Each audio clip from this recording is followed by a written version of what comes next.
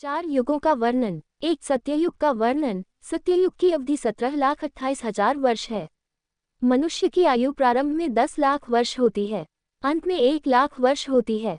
मनुष्य की ऊंचाई 21 हाथ यानी लगभग 100 से 150 फुट होती है।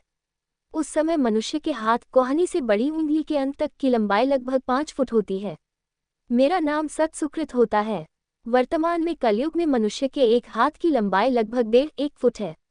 पहले के युगों में लंबे व्यक्ति होते थे, उनके हाथ की लंबाई भी अधिक होती थी। दो त्रेतायुग का वर्णन। त्रेतायुग की अवधि 12,96,000 वर्ष होती है। मनुष्य की आयु प्रारंभ में 1 लाख वर्ष होती है, अंत में 10,000 वर्ष होती है।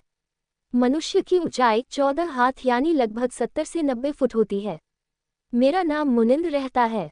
चार कलयुग का वर्णन। कलयुग की अवधि 4,32,000 वर्ष होती है। मनुष्य की आयु 1,000 वर्ष से प्रारंभ होती है, अंत में 20 वर्ष रह जाती है तथा ऊंचाई 3.5 हाथ यानी 10 फुट होती है।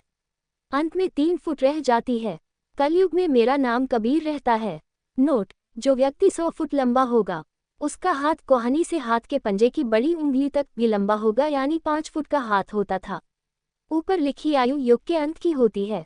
जैसे सत्ययुग के प्रारंभ में 10 लाख वर्ष से प्रारंभ होती है, अंत में 1 लाख वर्ष रह जाती है।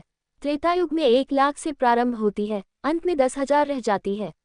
द्वापर युग में 10,000 से प्रारंभ होती है, अंत में 1,000 वर्ष रह जाती है। कलयुग में 1,000 वर्ष से प्रारंभ होती है, अंत में 20 वर्ष रह जाती है।